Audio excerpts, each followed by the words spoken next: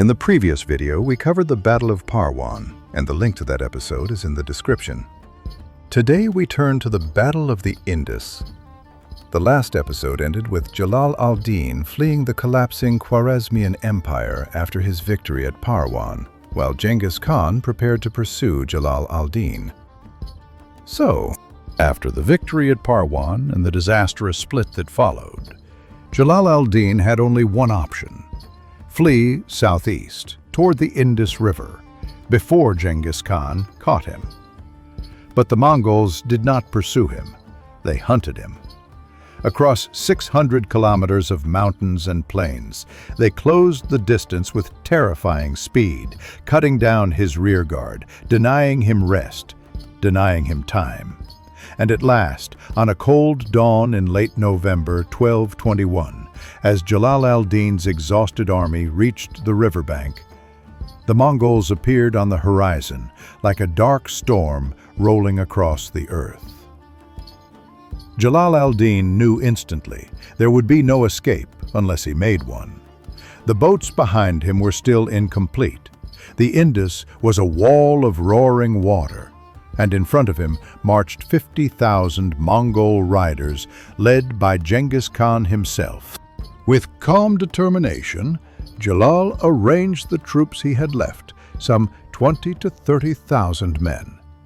He divided them into 3 wings: right, left, and center. And then he did something no defeated ruler ever does.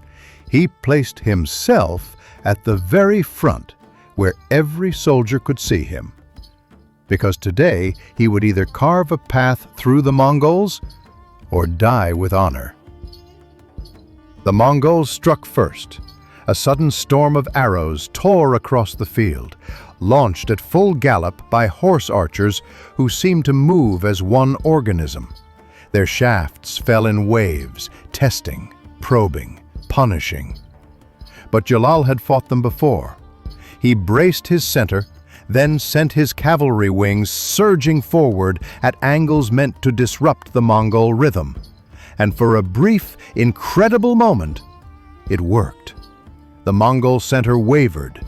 At the very front, Jalal al-Din carved through riders with a fury no one there would ever forget.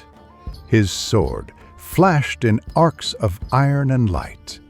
His horse, drenched in sweat, pushed into the densest fighting. Soldiers rallied around him, shouting his name, driving forward as though sheer will could break the empire that had crushed half the world. But the Mongols were not an enemy that faltered for long. In perfect coordination, the 2 Mongol wings split outward and curled around Jalal's attack like a closing jaw. Arrows rained from both sides. Heavy lancers pressed from the front. Fresh riders rotated in without pause. Wave after wave of Mongol cavalry crashed into the Khwarazmian line. They moved constantly, never staying long enough to be struck back, never letting Jalal's men reorganize. Slowly, the Mongols forced the entire Khwarazmian army toward the riverbank, compressing them into a narrow strip of land. There was no room to maneuver, no way to retreat. Every step backward brought them closer to the water. The right wing under Khan Malik broke first. Malik himself was killed trying to flee. The left wing collapsed soon after. Still, the center held because Jalal was there. Around him, 700 of his most loyal warriors fought in a tightening circle, refusing to yield even as the sun climbed overhead. Bit by bit, the Khwarazmian line dissolved under the relentless storm. As the last islands of resistance collapsed, Jalal al-Din cut a path toward the riverbanks, surrounded by the last of his loyal guard. Behind him came the Mongols. Ahead of him roared the Indus. There, waiting in terror, were his family, his mother, his wives, his young children, all gathered at the water's edge. They understood what Mongol capture meant. His mother, refusing to be taken alive, turned toward her son, spoke a final blessing, and leapt into the river.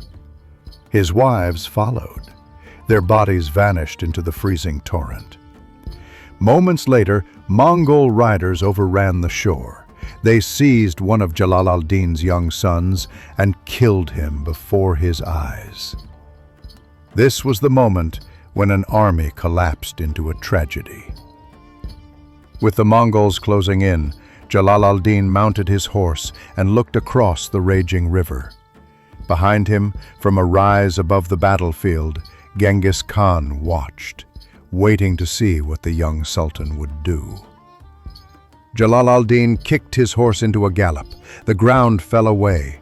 Man and horse sailed off the steep bank and plunged into the Indus. He hit the water hard, disappearing beneath the surface before bursting upward, gasping, gripping the reins with one hand while rowing with the other. The current dragged him eastward. Mongol archers rode forward, and then Genghis Khan raised his hand.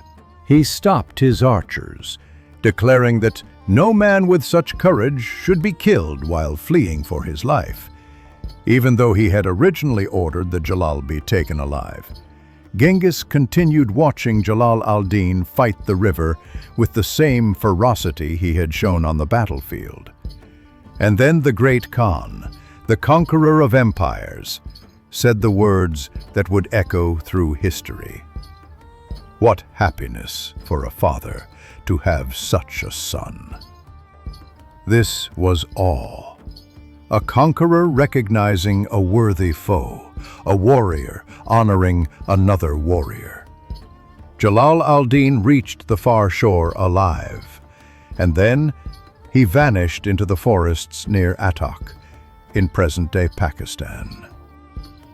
Behind him, the Khwarazmian army was annihilated. The dynasty was gone.